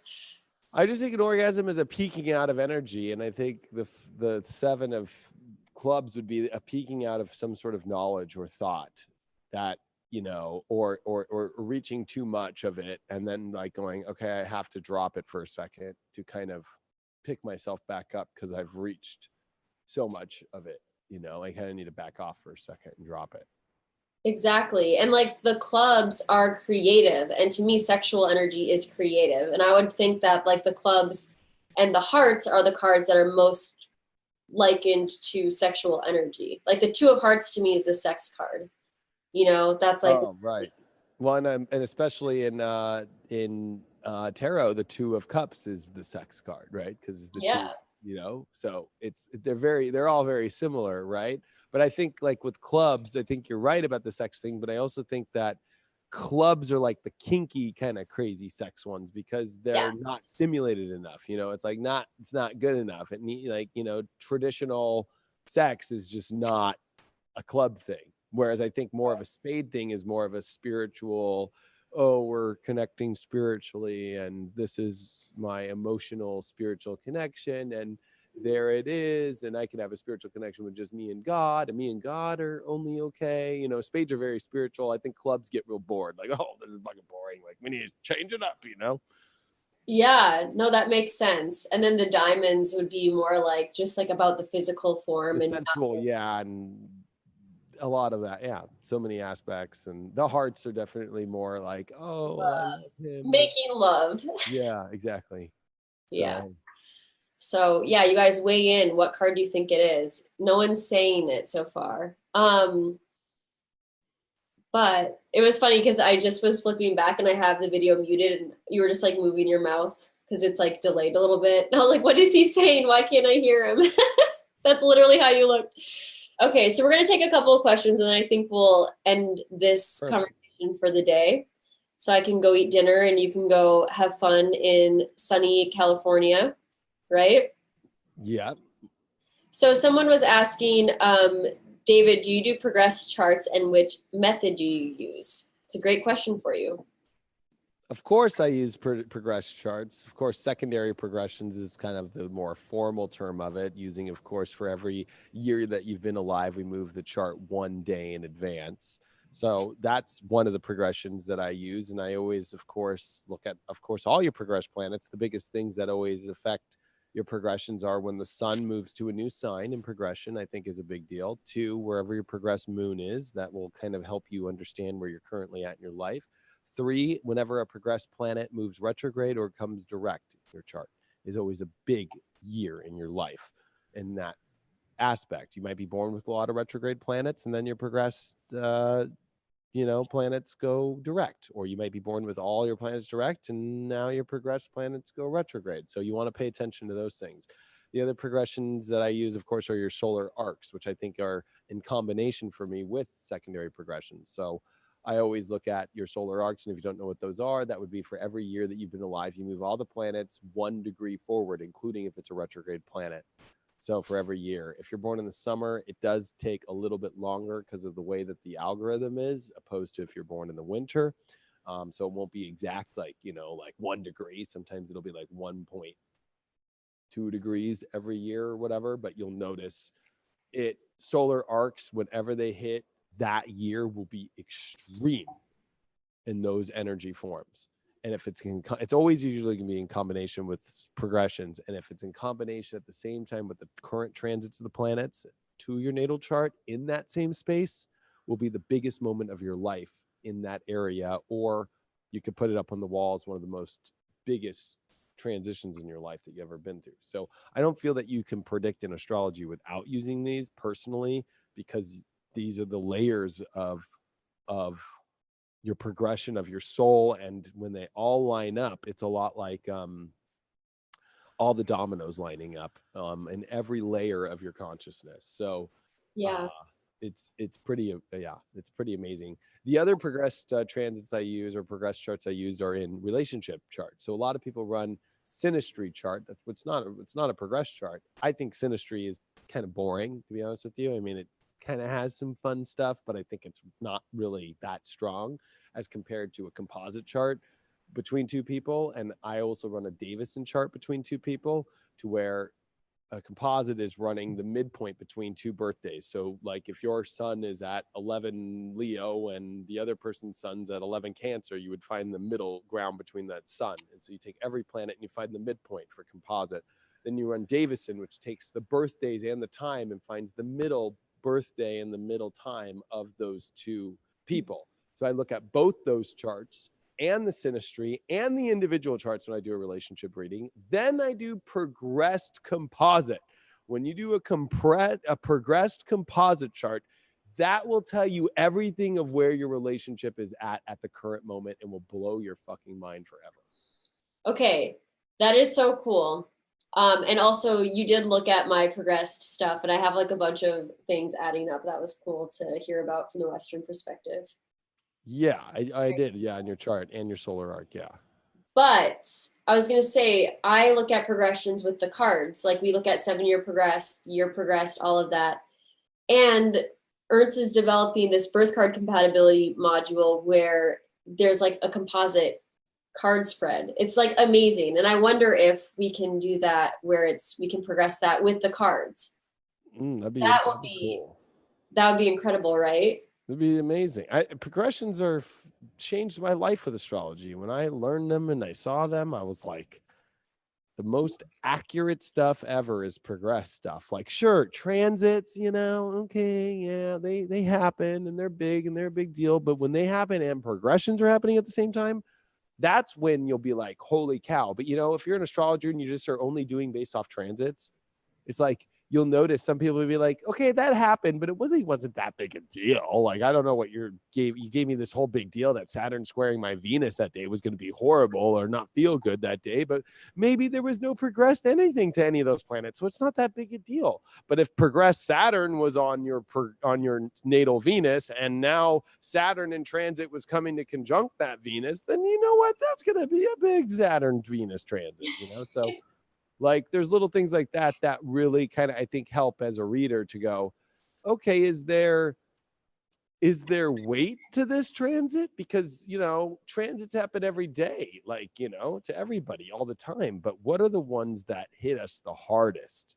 Mm-hmm. Yeah, progressions are so amazing. I mean, honestly, like there's been times where I do readings where it's like, you just have like a whole printout of all these different charts and you're just analyzing all the similarities between them. That's the best part about reading charts, when everything clicks and you're like, oh, wow. Okay. Well, see, the thing that's really cool about Western, our charts are different than Eastern, right? So it's like we use a round 360-degree chart, and we use, I hate to say it, very more advanced looking charts. Like we update them constantly, and we use new software, so they look really good. Whenever I look at a Eastern chart, I'm like, what's up with all these like blocks? And these are not, I don't know. So in Western, we can layer the charts, right? So I could have your natal chart, then I could have your progressed around that, and then I could have your solar arc all there and look at one chart and do all three at the same time. Yeah, that's crazy to me. And do all that math in my head, and then in my head know where all the planets are, and in my head do the progressions, and in my head just pull up an ephemeris and go, oh yeah, look up the year you were born, look at how many days down, and go, oh, and look at next year, and oh, okay, look at that next day, and I can tell your whole entire life story with an ephemeris. You can just give me an ephemeris. That's all I need of the year you were born. Tell me your birthday, and I can look at your whole entire life and look at your years and when the planets are going to retrograde and all that shit and tell you everything with an ephemeris. I don't even need a chart. Once you have it memorized. Yeah, well, once you know how to do it all in your head, astrology. If you just know how to do astrology in your head, right? It's like chess. Like I was in chess club my whole life, so I know how to play the board game where I can go like rook to A1 to, A2. You know what I mean? So it's like, like if you can't play chess in your head and know how to play chess without looking at the board and play 8 chess boards at the same time and do that, that's a master astrologer. That is cool. One thing is I always listen to astrology videos when I'm not like when I'm doing something else like cleaning. So there's so much that I kind of just do in my own head without looking at the chart. Like I'll like look at the chart and then I'm just not, because it's like I've gotten so used to not visually looking at things just from watching astrology videos while I've had to like be doing dishes and stuff. But it's nice to have that, because like what if, you're an old lady, you can't see the computer screen anymore. That's the whole thing. That's why I use the chess analogy is like the number one chess player in the world can play like 12 games at a time without looking at the chart and literally just sit there in a chair and be like, tell table 6, move my pawn from F2 to or F3 to F4, Yeah. right? And then do all those things. If you can't do that with astrology, keep researching. Because in my head, I can do know your progress chart, know your solar arc, know where your natal chart is, and know where the planets are today, and be doing that all in my head at the same time. Be like, oh my gosh, I already know in 3 years, and that's at the same time that Saturn will be there in 3 years, and okay, boom, boom, boom, boom, boom, boom, boom, boom. Like that's the thing, is not having to look on your chart and keep pushing the next day or the next year. And especially if you look at an ephemeris, you can know everything about anybody's life with just an ephemeris. That's all you need.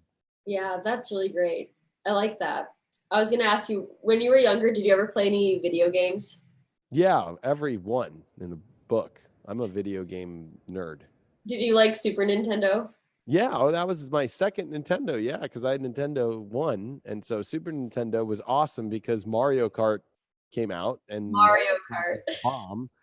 And Super Nintendo was also cool because what else did I have? It was Street Fighter had come out, and there was a lot of cool games that came out with it. But Nintendo 64 to me was blew my mind. That was the one that blew my mind, was the controller and the 3 effects, and Wave Race was my favorite game because I'm a jet ski racer. So it was like, oh my gosh, it was so crazy. And it would rumble. Yeah, and then the Rumble Pack and 007 GoldenEye was like my favorite game. Because we would cheat, and I would, you'd play multiplayer, and I'd become oddball, the like small guy, and then I'd go on his knees, and you can go through that whole game on your knees with your gun, and nobody can kill you, and you're up looking at them, and you can kill everybody. It's awesome. I know all the secrets to the games. Yeah. I was just asking you because I was like I used to play a lot of video games when I was a kid. I mean, I would like read a lot of books, but just we grew up in this time where like, you had video games. And I was just kind of sensing like the video game, like strategy, and I don't know. Oh yeah. Well, okay. So I admit I still play video games today. All I play is PlayStation 4, and I only play one game, and it's every night. I play MLB. Now 18 just came out, Major League Baseball, and I play online. I play one game a night, and I play against who knows, some guy online, and I play as the Anaheim Angels. And I don't know, I play some random team every night, and I have my pitchers and I have my thing, and I play a 9-inning game, and they keep score. And, every year I've been doing that for 3 years. I just play every night, one game. It's like 30 minutes and that's it. And it kind of gets me out of this world, gets me into that world. It's competitive. And I don't know, it kind of is a decompressor for a second.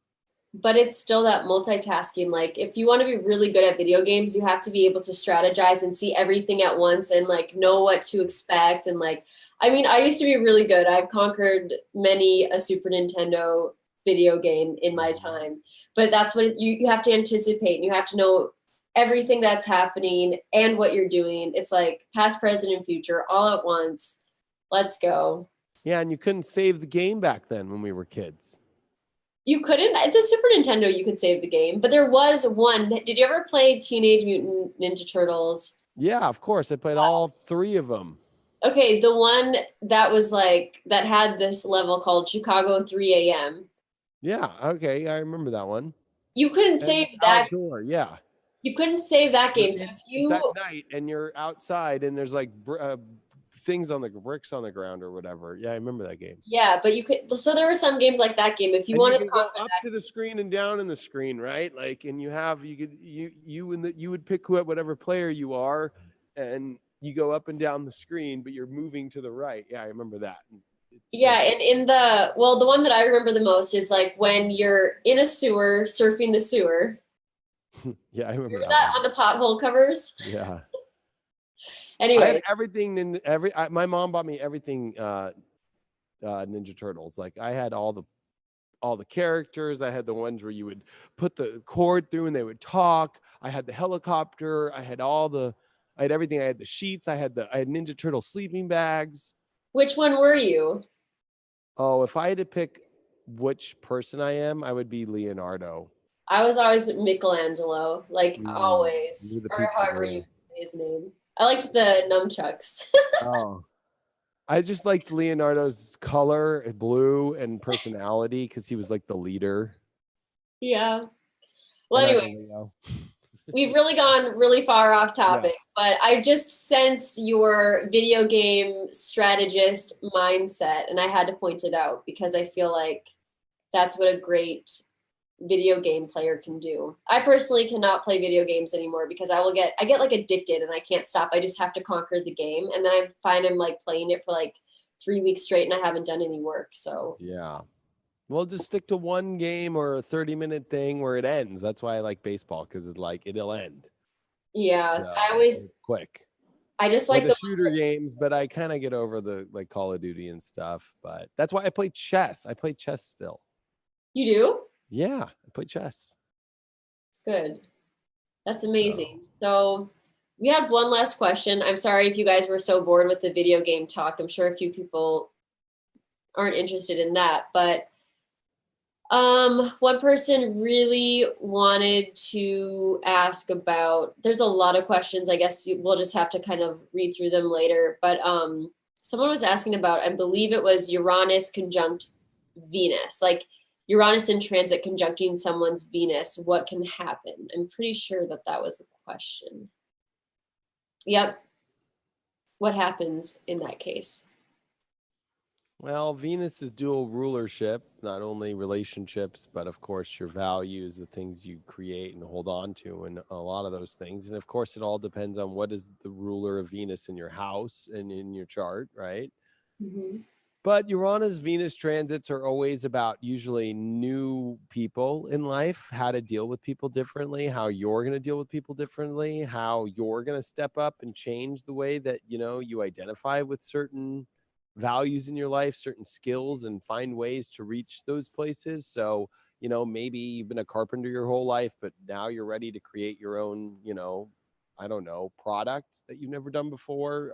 Maybe you've been in a relationship that has kind of run its course. Like it's just, that maybe you want somebody younger and a wild fling in your life. Your honest Venus can bring up, Cougar Town kind of energy, right? Even if you're a guy, like going younger or a girl going younger. Um, because Uranus does rule like this youthful, more excitement energy. Also, it can be an unpredictable event with your financial situation, whether it's like winning the lotto all the way to losing it all by trusting all of your money with your cousin who has really had a bad cocaine habit and used it. Oh my gosh. Okay. So, I mean, it's a wild card. Anytime you have Uranus, think of it in the cards like the Joker. It's the wild card. Yeah. Well, even like having Uranus ruling all of the jacks in the cards of truth, like the Jack of Spades is like a risk taker. Like I always think of the Jack of Spades as like the one that's like, I'm just gonna gamble everything, I don't care. Like this wild, young, loose cannon. I wish I had that card more. No, I'm just kidding.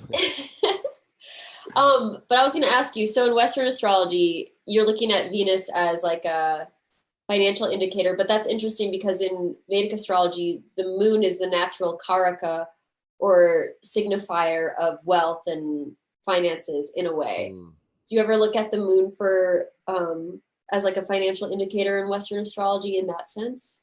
I mean, I guess it would depend on the rulership and it would depend on what sign it's in more. But in Western astrology, I would say that there's a lot of things that you can combine for financial aspects. Of course, the moon being, of course, if you're in a secure place to build something financial. So if your moon's been going through a lot of hell, but it's weird. I look at my own chart, and when I was going through a lot of crazy hell with my moon, I was financially doing great. My Venus was in a good spot too. So I kind of, I mean, Venus definitely is Taurus. It's the physical manifestation of things, and it does rule money in Western astrology, and it does rule what you have. The other planet that deals with, what you receive in life is Pluto, which is the opposite of Venus too. So how your Pluto is can be where your savings are, or if you do save, or if you do have retirement, or you do have some sort of energy wherever the eighth house is the ruler in your chart. So I think I look more at the second and the eighth house as those energies than anything more of like a planet. Like if you're going through transits to your second house with Saturn, like you're definitely probably in a place where you're learning to the value of money, and it's difficult. And then the second time you go through your Saturn as an adult or a conscious human being with Saturn, you usually plan for it. Like I know when I'm in my 50s and Saturn goes to my second, I'm going to be living off my savings. I'm probably not going to be busting out readings or doing whatever. I'm planning ahead, the next time it comes. Saturn in the second was one of the hardest financial transits of my life when that happened. Yeah, that can be really hard for people. They need to learn how to structure their finances better and save money and be smart with money. So I don't know. It depends on the ruler of the chart. Like what's the ruler of the second house, Right. That always seems to take I mean, sure, I've had a lot of crazy financial aspects happen in my life with my Venus, and I've had lots of crazy stuff in my whole life. I think the moon is more than financial. I would say it's like my whole foundation if my life feels sane or insane. Yeah. Like when I have horrible transit to my moon, I feel like it's insane. I think my life is going it's just insane. It's just like losing my mind. I feel like the moon deals more with my whole overall status of my vibration of the soul than anything. Yeah, because we were even talking about this on your channel. I was saying like the moon is your perceptive mind. Like to me, it's like a windshield. So it's like if you're having a weird transit to your windshield, it's like dirt and grime and things kind of distorting that view that you have, or like cracking open your windshield. It's like everything, the way that you perceive everything gets shifted then. Right. So no, that's a good way to look at it. I like that. Yeah, so I guess we should probably get going, unless you felt like, if you really feel like doing a little bit of a prediction for each of the 12 signs, but I know that would take some time. That would take a lot of time. Let's leave that for another day. Yeah. So, but it was great talking with you. Thanks for giving me the opportunity to speak with you, and I love what you're doing and truly appreciate it. Yeah, and I love what you're doing, and thank you for coming on. We actually rescheduled because I was sick the last 2 weeks, so thank you for doing that. And I'm still like a little bit like in the healing process, so my energy is low. So thank you for keeping up with that. No, you were great. You're great. Thank you. And for anyone that wants to check out the Leo King's work, which you definitely should, I have already listed his website and YouTube channel below. But if you go onto Facebook, there's, he has different pages. He has Future Life, all of that. You can definitely hook into all of those things. And I definitely think you should. And thank you so much for coming on. Yeah, thanks again. And if you guys like this video, please give it a thumbs up. Leave a comment on this video if you're watching the playback with the emoji that you feel best represents the Leo King. And we will see about that one. They'll be nice. They'll be nice. And I will see you guys in the next video. I'm going to stop this live stream, but I'm going to stay on with David for a second. So I'll see you guys later. Thank you so much for joining us on this live video. Bye.